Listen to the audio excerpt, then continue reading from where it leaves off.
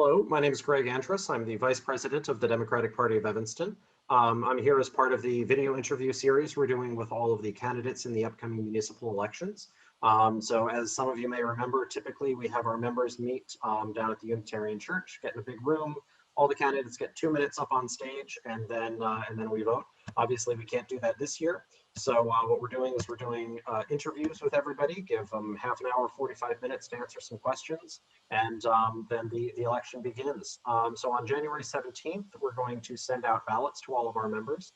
They're due back by January 23rd. And if you're not a member yet, you can join on our website as a dues paying member, or if you're interested in getting your membership as a volunteer, you can reach out to us and we'll get you hooked up with one of the upcoming special elections that are coming up. I just, today we're here with Nick Korzeniowski. Did I pronounce that correctly? You are closer than anybody else is ever going to get. Okay. Who's running for 3rd Ward Alderman. Nick, why don't you take the first couple of minutes and introduce yourself? Sure. So, hey everybody. First of all, thank you to Greg and to Democratic Party of Evanston for doing these. My name is Nick Korzeniowski. I'm on the ballot as Nicholas Korzeniowski. You can call me either or. I don't really mind. Been an Evanstonian for over a decade. Our family's been in the 3rd Ward for a little over half that. You may recognize my name. I ran for the school board in D65 a few years back. I work in K-8 education professionally, managing the technology departments for school districts. Right now I'm in Skokie. So you can imagine the COVID, remote learning, the whole struggle of doing that. That's something that I'm living just like anybody else right now. Maybe even in a bit more so being on both sides of it. Anyhow, that's where we're coming from personally into this moment in our history. I've always been very public service minded. That's why I ran 4 years back. We had to think about this time around does it make sense to run again for a school board that is largely aligned with my beliefs, or can you help more elsewhere? And so we decided to make the hop over to run for the city council here in Evanston, which I've had a lot of great feedback already from, so I do appreciate everybody being so early and active in this movement. Our platform has so far really focused on prioritizing a few things, tackling the affordability crisis in town, tackling the climate crisis in town, and tackling what I consider a crisis with our budget. That does include things like policing, the current budget that just passed, things of that nature. And being the technology guy, if I could throw something in that it sort of borrows into all of those categories, I very much would like to push for municipal broadband here in town. So that's the longest quick elevator pitch I've ever given in my life, but there you are. All right, thank you very much. So I'll get right into the questions. The first question, how well do you feel that the city of Evanston has upheld its goal of assessing decisions and policies through a lens of equity? Well, I don't feel that they've done a terribly good job at all, really. And I don't think you need to be asking someone like myself to get that answer. Equity is something that it gets talked a lot, and in some cases it gets talked very nobly a lot in town. But when it comes to policy, especially out of our city council, I mean, ask Kevin Brown what he thinks of our city council's equity lens. This is not a topic that I think anyone sitting on the council right now can speak very strongly to. The ones that can, in certain cases, aren't running again. So I think just as a short answer, this question, unfortunately, is one of those public policy questions that you really can't answer with just no. They have not been doing that job. In order to start that good work, I think a lot of change needs to happen at all levels of our city government. I think this election, I don't think you would see 30 candidates running if this sort of thing wasn't urgently in need of being addressed. So the first thing I would say we do to address it is we start flipping seats in our city government. Thank you. So you had mentioned policing in your opening, which sort of leads us into these next set of questions. How would you go about listening to and weighing conflicting calls from constituents who want more conventional policing or those who want less? Sure. So I don't think these two different sides are actually arguing for a different sort of end to what they're proposing. We both want to wind up in the same place here, and that's a more responsive and compassionate social service that we call the police force. It's serve and protect the people of the city, right? So folks that are saying, hey, we need more cops, or hey, we have too many, they're both saying we're not being served correctly or not being served adequately as residents of the city. So I think we need to first and foremost take a look and say, we're not in disagreement as much as we might think at first blush. There are folks that will put in all capital letters the word defund, and they say, if you're not doing this, then you're not an ally. There are folks that say, if you do that, then you're not an ally. I think there are a lot of spaces in our city policy where we can say, look, these sides agree. When there is a student protest on Halloween night and the chief of police calls in other police forces to come and deal with that, you don't need to be making an argument about the budget of the police force to make a moral judgment about that night. And so when it comes to how our police budget is adjudicated and how it is implemented and how we assess it, I think we need to be very sort of sausage making in that. It's a very large budget. It's a third of a very large city budget.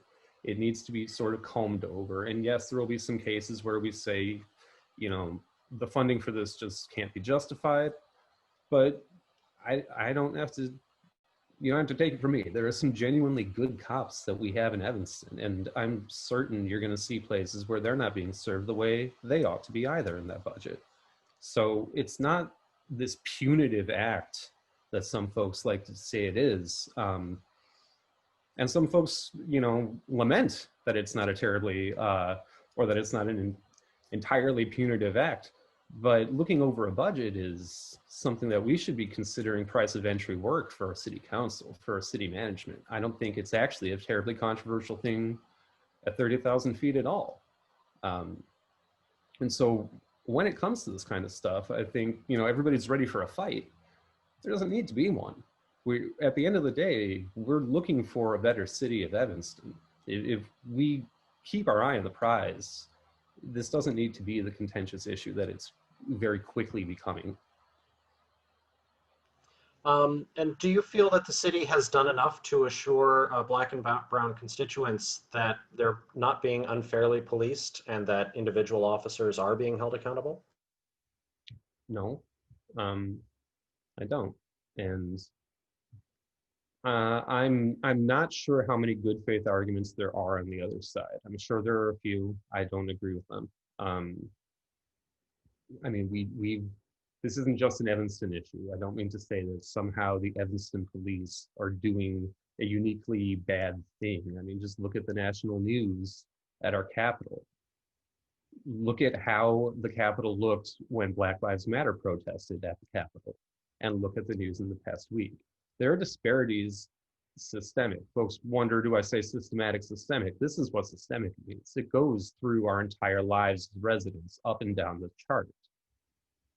Black and brown folks don't get the same experience that white folks get. And that's not just a policing issue, but that's the most visible, tangible thing for folks that aren't necessarily living that experience as well. And the only reason that I give that context is to say that I'm not the guy to tell you whether or not the police department is doing a good job in the way that they treat people of color. You don't need to ask someone like me to get that answer at no, but if you really wanted to dig in the weeds and get the gospel on that, I would look to somebody in those communities to actually try to tap an exacting policy way forward. I think a large part of being an ally in that work is to know when it's inappropriate to be asking for a spot at the driver's seat. Thank you. So the next question is again about police accountability and oversight. FOIAs, especially those made of the Evanston Police Department, have become something of a contentious issue. What do you believe City Council can do to promote transparency and accountability? So sort of two parts to that. First of all, I don't think FOIA needed to be something that we messed with in terms of how it was located in the clerk's office. I think it's very, it tells the story you'd like it to tell, whatever your opinions might be, that the second we started increasing FOIA requests towards the police, that's when FOIA started being something we all became much more intimately familiar with, because of the response that came about from it. I think that, well, I don't think that, I know that that personally interested me about the police budget, why we were getting pushback against something like that, which is how I started personally this sort of journey. A great example is that if you go through the public-facing budget book, it's very, very comprehensive. It itemizes every single account they've got, right down to shoe reimbursement, how every dollar is spent in the department. There is an account just for shoe reimbursement. I am not kidding you. And it's there in the public-facing book. But there's not a single dollar called out there for a taser or a drone or a firearm. And when asked, where's that stuff on your budget? Chief Cook himself referred me back to the budget book. And so finance like this needs to be transparent. It needs to be something that, if that budget book is the thing I'm referred to, it needs to have my answer in it. If it doesn't, that's where FOIA comes in. And so for there to be this resistance to FOIA, I'm not trying to say Demetrius Cook was a bad person in telling me to look at that document. He probably wasn't aware that it was missing this item. Well, that's why FOIA is there. It's not as an act of hostility. It's as an act of transparency. Let's get the answer on this. So I think it's just as vital to a functioning progressive democratic electorate as it is being able to get on a Zoom call with the chief of police and ask him where that item is in the budget. These are two ways of affecting the same outcome. So to me, FOIA is at that level of price of entry expectation. If I can ask a question to you in Zoom, I should be able to find out through a FOIA if you can't find me the answer. So that's sort of where I'm at 30,000 feet. I think you should always err on the side of transparency. And if mechanisms to that transparency are in danger, you should err on the side of protecting those mechanisms. So the next question comes to us about the Oversight Board. So the current system in which the mayor appoints the Oversight Board of the police department. Do you believe that there should be an independent Oversight Board or an elected Oversight Board? Or do you feel that the mayoral appointed and council approved board is sufficient? So I think the current board is by no means sufficient. I think it's most likely an unintended consequence of the creation of this board, but I feel like I'm not the only one. And when you see this board appointed, just sort of inherently your opinion is this can't possibly be doing their work in good faith. There has to be some way that every one of these people got the approval from the mayor. And so just right out of the gate, that board can't succeed in the way they need to, even if there are a bunch of saints on that board, just because the public needs to buy in as well. So if there's good work that board can do, great, but no, it's not sufficient. There needs to be some sort of public input that is truly independent. Now, be that public oversight and an elected oversight board, be it one or the other, I don't really have preference. I know it would be a monumental hurdle to elect an oversight board, so maybe just public oversight by itself would be the sort of practical way that comes about.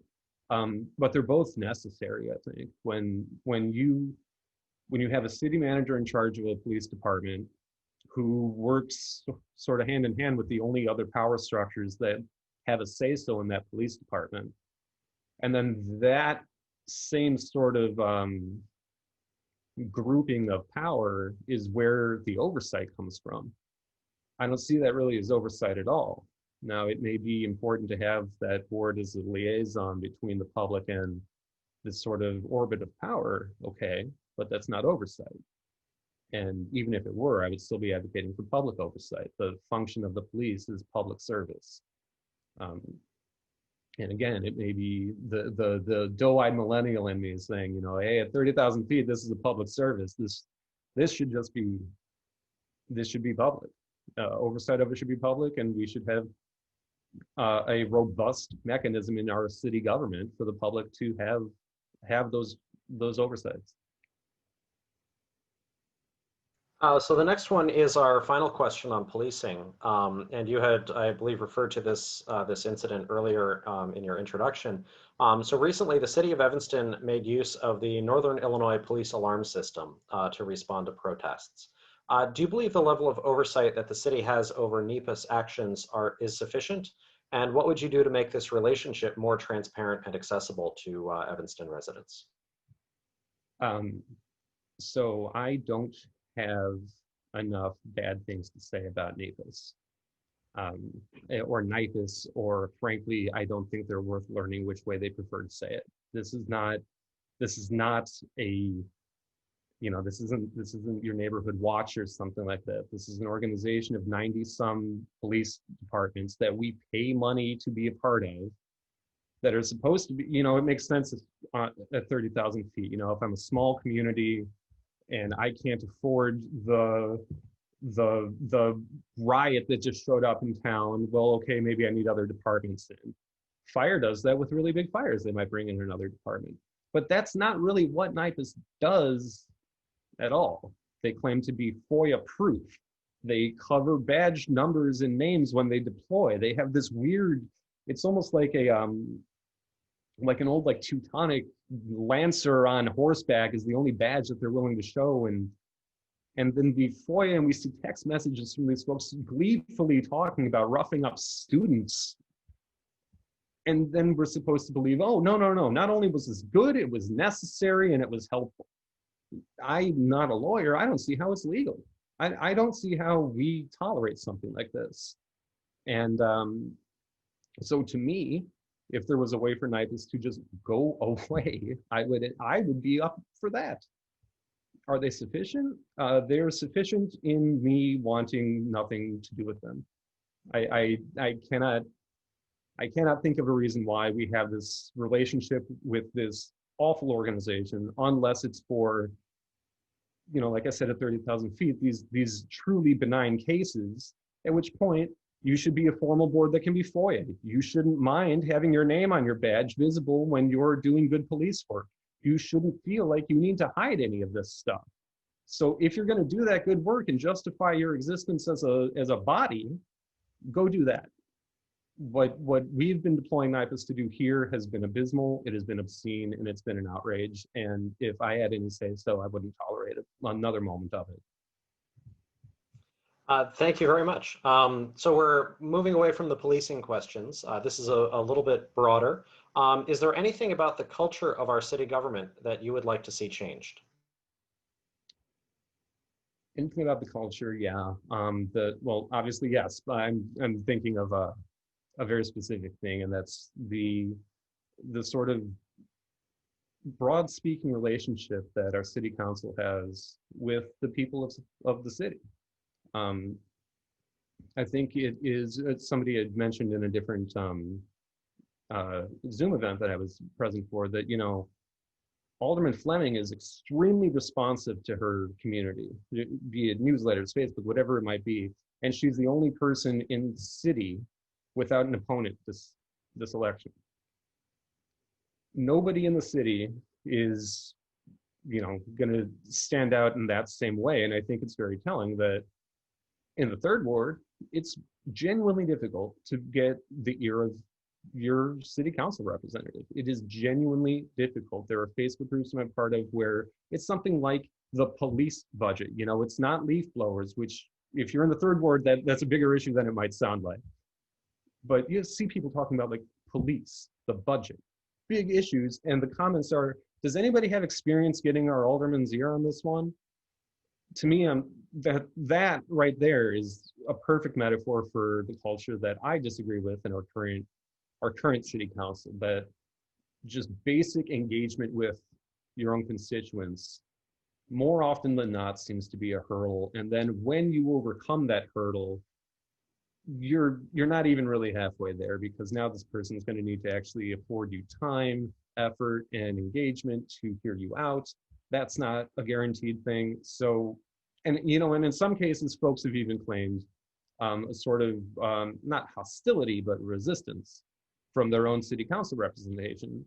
Sort of, why are you wasting my time with your commentary? To me, that's not something you can blame any one individual on. It's cultural. So if you're going to ask me if there's something in the culture to change, yeah, right there. Our city council is supposed to stem from the people. To then be resistant to those very same people seems upside down to me. So I'd love to change that culture if I could. So the next two questions are sort of about the government itself. Can you comment on the benefits and challenges of Evanston's home rule status, and how do you feel about the current council manager form of government? Sure. So home rule is, and for folks that might not be aware, home rule is essentially just the notion that we run the government the way we do here in Evanston. We have our self-government is the shorthand for it, and sort of the gold standard, I would think, for how folks, at least in their own intuitions, would picture a democratic system. I think on paper it's a fantastic structure. The issue is when you have the city manager form of government in an implementation like we currently have. I don't think I'm the only one who believes this past term was highly problematic, and a lot of that was to do with certain structural things in our own government that afforded some really sort of contentious things to occur. The city manager hire being one of the bigger sort of slow burning catastrophes that we all got to see play out sort of in public. So when the city manager becomes that charge, it doesn't make a lot of sense to leave it just in place untouched in the way that our current government structures that position. I find it interesting that the conversation about do we fundamentally alter our structures of government doesn't come about until it becomes apparent that there's a real sea change coming in town, when the mayor's not going to run for re-election anymore because, guys, it's time to jump ship. The people aren't going to take this sort of thing next time around. All of a sudden we start wondering, hey, should we just throw out the whole system? Don't ever give anybody a chance to fix any of this or to show how much it could have been some other way and it never had to get to this state. No.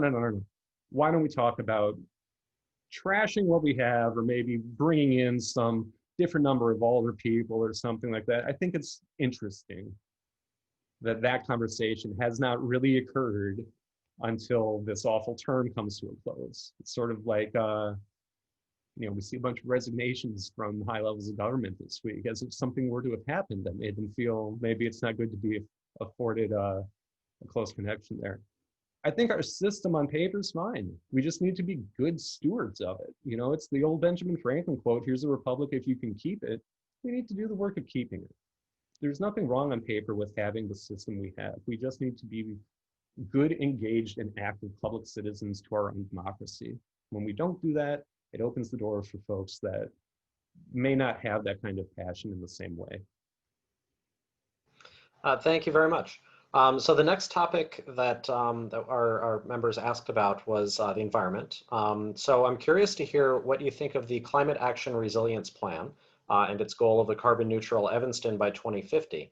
What do you see as the biggest challenge we have in reaching that goal? And do you feel that goal is ambitious enough? So CARB is a really good plan. It's a really good goal, and it's very well intended.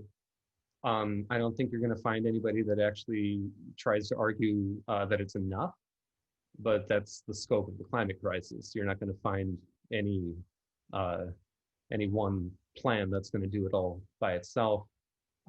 And to that end, I think because we know we're going to have a lot more work to do, we should look at CARP as a beginning and not an end, so to speak. We should look at it as something we can aspire to in a tangible, realistic way, or that wouldn't be what we have on the books. Well, let's therefore try to do it quicker than we thought we could.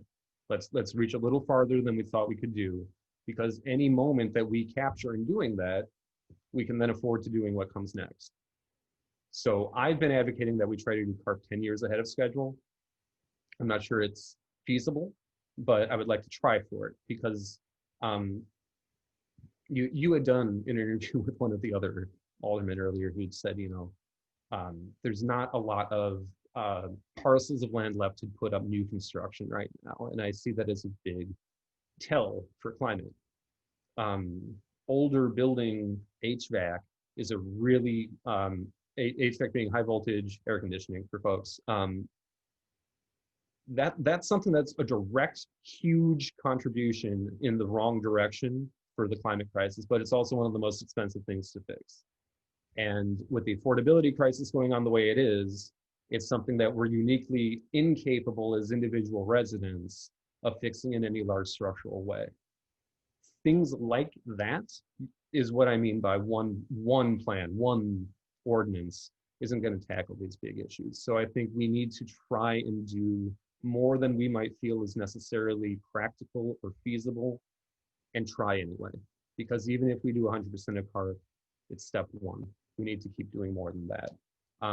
To that end, with the affordability piece to it, I have been a proponent of giving HVAC modernization incentives to folks that might own a whole building that's of that age. These are probably upgrades that have been on the table. It's just not something that's been feasible financially. The city can come in and try to help things like that. We can also incentivize homeowners to do it on their own. And again, smaller things, more efficient lighting, water, things like that. All of this is addressed in CARP, but I think that we should break these things out. We can address these as individual sort of backstops to the overall goal, with CARP as sort of the lighthouse, so to speak, guiding us there. Thank you very much. So we're moving on to the budget here, and this is sort of a broad question on that budget. Do you feel overall that expenditures by the city of Evanston over the last 4 years have appropriately reflected the priorities, needs, and interests of Evanston residents? Evanston residents just saw their taxes raised 2 times in 2 years, so I don't know who's going to say yes to your question. The Northwestern University tab right now with our fire department is over $650,000, whereas our tax hike was to fill a $500,000 hole in the budget. So if that was the only problem I had with our budget, that would be enough for a no vote out of an Alderman Korzeniowski. Why would anyone choose to raise taxes during a pandemic when there's an answer that would run a surplus sitting in front of you and you won't even ask for it?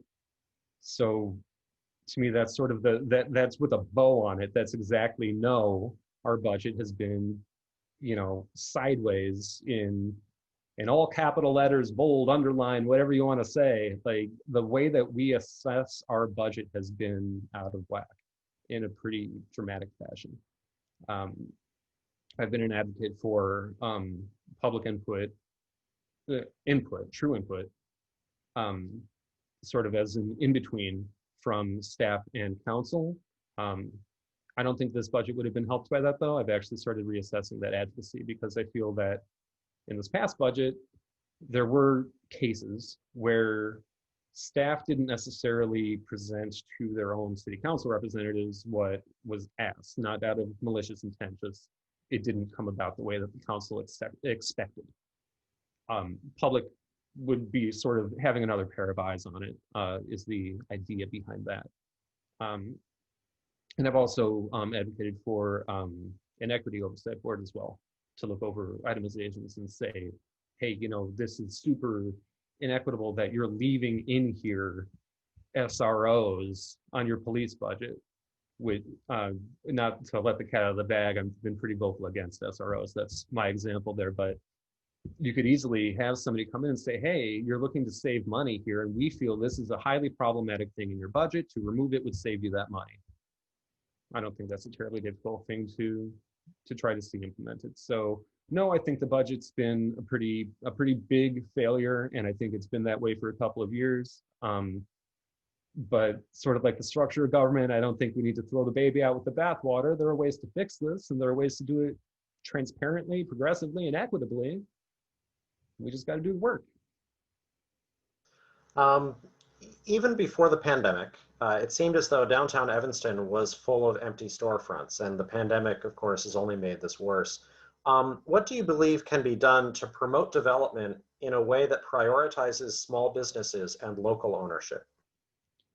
So the first thing that I mentioned, because I believe I mentioned at the top of this, municipal broadband kind of fits into a bunch of my platform in its own different ways. One of the ways it works is that you can then offer to small businesses, hey, you're in the downtown corridor, we've got Wi-Fi for you already. You don't need to add that to the expense of starting up your business. Or, hey, there's infrastructure here already you don't have to take on cost for, whatever that might be. You can attract business that way, but you can also help with the bottom line for businesses that are there. It's not a massive item. It's just because it is in my platform, I want to go ahead and mention that right now. It does help there. Beyond that, I think we need to seriously be looking at some kind of a COVID survival stipend to small business. There, hopefully Build Back Better is something we're all going to be doing now that the Senate has flipped as well, and stimulus checks are not some weird third rail all of a sudden. But it's been long enough that even if manna from heaven came from the feds, we need to be acting right now. And we should be finding ways to have local incentivization, or incentives rather, to keep our small businesses the way they are. Maybe you start paying parking rates for folks. Maybe you, who knows, maybe you start helping out with payroll. Maybe you start giving incentives to rent in town for employees, small, whatever it might be. We're not having these conversations in tangible ways right now. And I think that if we're gonna keep the small town aspects we love so dear about Evanston alive and surviving through this pandemic, these are the sorts of things that we need to be addressing right now. We've done minor steps for residents, right? We had holidays on parking enforcement, things like that for residents. We can start expanding that kind of stuff to take on the lens for small business. There's a lot we need to be doing to help these folks out. These are, on a lot of cases, our neighbors. These are our friends. These are establishments we don't know what we would do without. So let's start acting like it. Let's do all we can to keep them around and keep them on their feet. So the next question, moving from commercial development to residential development. Despite the number of new residential units constructed in Evanston over the last few years, and I believe there was an assumption that more units would lower housing costs. Housing costs have continued to rise. Do you feel that the inclusionary housing ordinance is doing enough to combat this, or what other solutions would you like to see implemented? So I think the ordinance is one of the biggest things on my mind in any day-to-day, because the affordability crisis is one of the bigger things on my mind as a candidate. There's the assumption that more units means more affordability is something that was tried in other municipalities. I want to say, which one escapes me, it doesn't matter. A larger municipality than Evanston tried something like that, and it failed. They saw what we're starting to see. Prices keep going up. Cost of living here keeps going up. But population is relatively flat by comparison, meaning we're pricing folks out of town, and we're just moving in more folks that can afford higher and higher and higher rates. That's literally the opposite of what that ordinance is supposed to be doing for our affordability situation in town. And even when you want to put up, at 50% AMI instead of 60, and you're going to put in more than the affordability units you expected, and now you've even got Alderman Fleming voting for your big high-rise down by the link. Okay, great, but your affordability housing units in there, that's according to an ordinance. A lawyer signed off and called that affordable. not a person living in that space. And so that's why for me, and I've been saying this is my campaign's platform, tackling the affordability crisis. Okay, I've been calling it affordable living as the platform. That you might rent, you might own, but what you do more than that is you live in your home. There are costs to living in Evanston that I consider punitive and I consider them unnecessary. If you're in an affordable housing unit, especially in the third ward, you probably chose the third ward because of our lakefront. And I promise you, nobody mentioned a beach token to you once. So to me, that's a penalty to moving into affordability in the third ward, because you're probably not going to get to access that lakefront like you thought. And it was the reason you came. So I've been advocating things like waiving beach tokens if you're in affordable housing units. What's the problem there?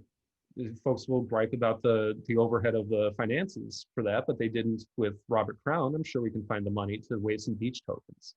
Affordability is something that we can be aligning our overall city policy to help. It's sort of like CARP. You can't have one ordinance take care of this. If you're in an affordable housing unit, how about that municipal broadband comes in and drops your bottom line on your broadband bill, so your kiddo doesn't have any hindrance doing his e-learning during COVID now, and he's got a consistent Zoom connection for class. These are fees that are going to come against any family coming up or any family trying to keep what they already have that are just amplified during the pandemic. The parking, ticketing, the rates, sure, we're on a holiday for it, but they balloon every chance we get. Ticketing downtown was one of a former city manager's sort of go-tos anytime we needed to fill in a budget gap. Those tickets, that would be the proposition. We have street cleaning schedules that just kind of change on people, and you may or may not know when they are. I want to say this year, I think this year was a good year for me, and I might have spent $300 on tickets for my street parking here in the third. I'm fortunate enough that it's not a big deal, but if I'm a family just coming up with kids in an affordable housing unit, I promise you it is. And so these are sorts of things we need to be assessing. The cost of living in Evanston, not just getting into that unit. And I think that if you took a comprehensive look at that and you stopped looking at the affordability ordinance and AMI as sort of the end all, I think we'd have much better visibility on the problem, just, at 30,000 feet, but that would also afford us the ability to go and tackle it in really tangible ways. And frankly, in ways that we just haven't even tried yet.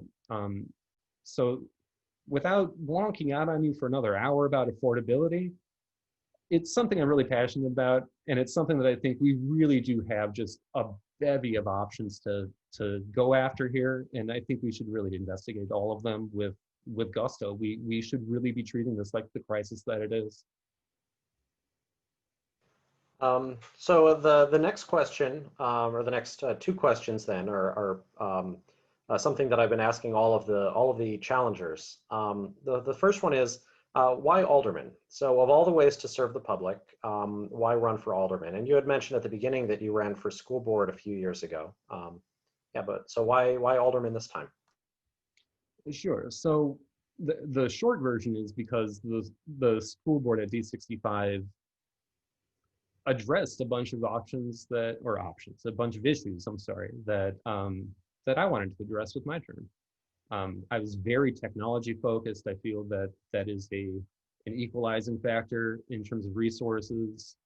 Okay, right, there are some things that I would have done differently. There are some things I think I could still add, but in this moment in our history, right now, doing 50% of what you can do isn't really an option, according to me.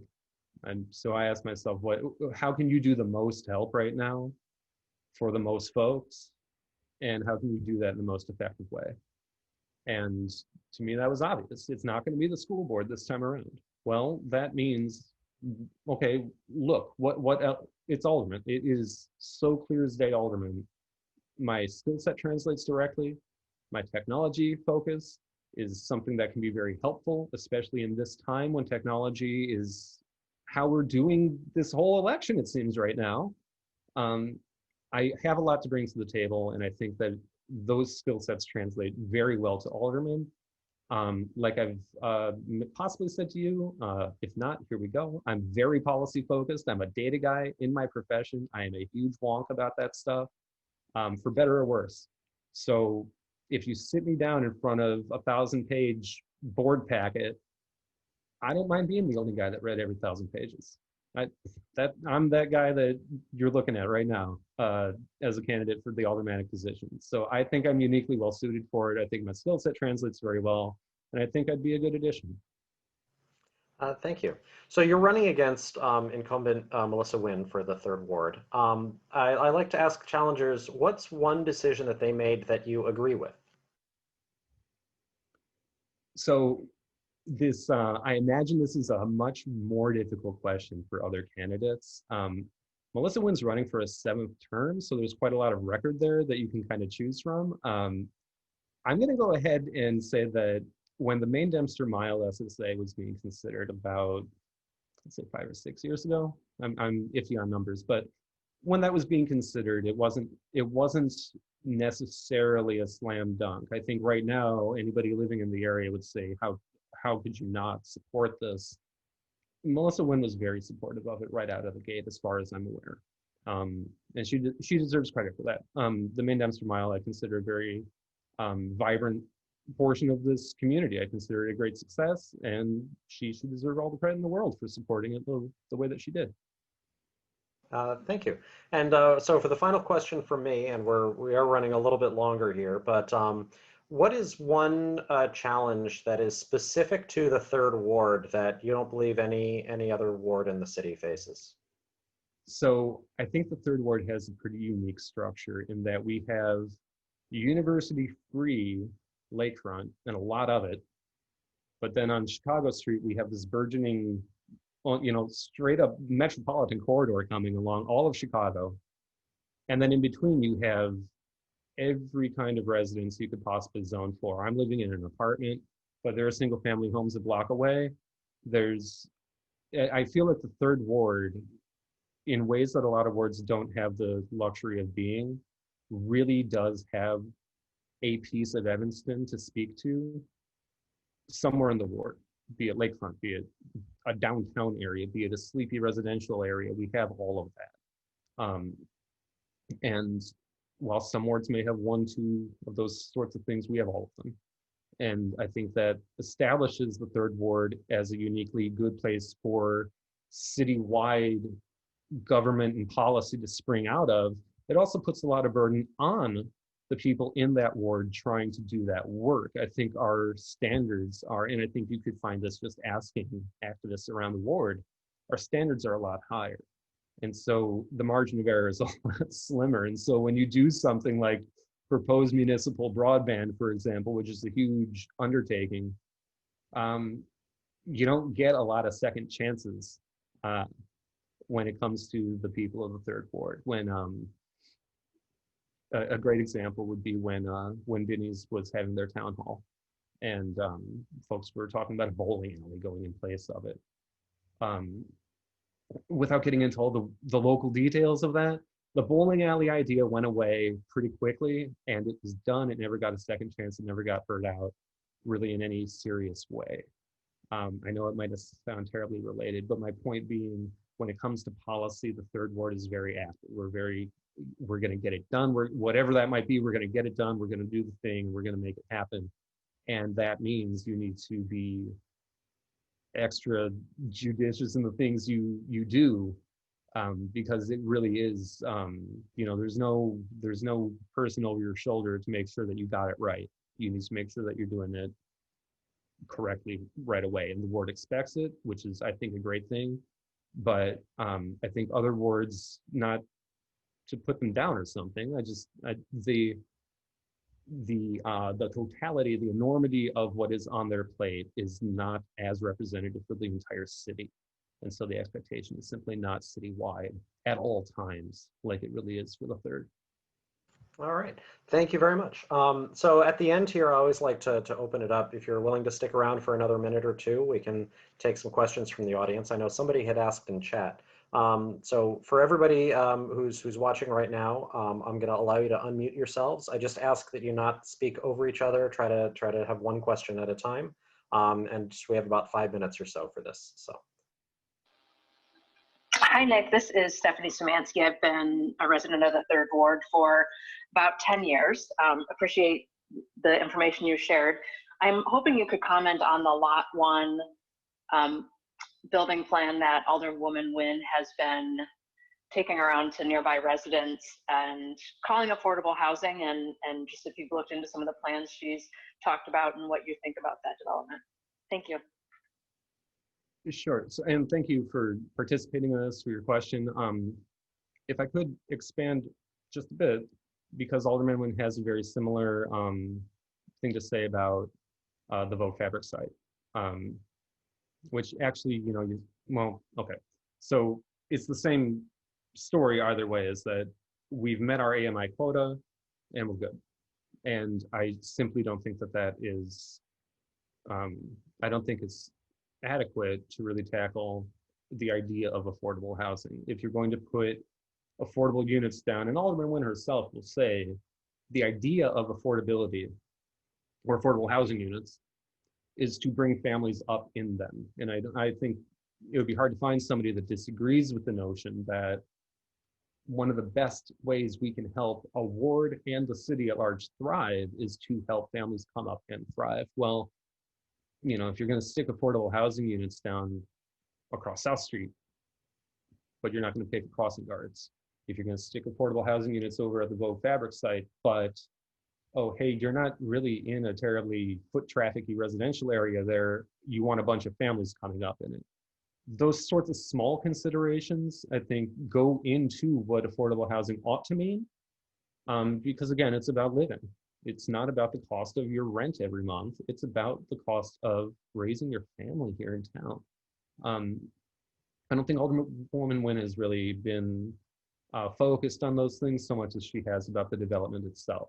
The affordable housing portion to it seems to be her, her due diligence to the development, whereas my perspective is sort of at the affordable housing portion of it prior to the rest of the development, if that makes sense, and sort of upside down from, or rather I would say as the candidate against her, Alderman Nguyen is upside down for me on how to assess those sorts of things. And I hope that answers your question. It does. Thank you. Very helpful. I appreciate it. Okay, do we have any other questions? This is Dan Coyne. If I could ask a question on affordable housing as well.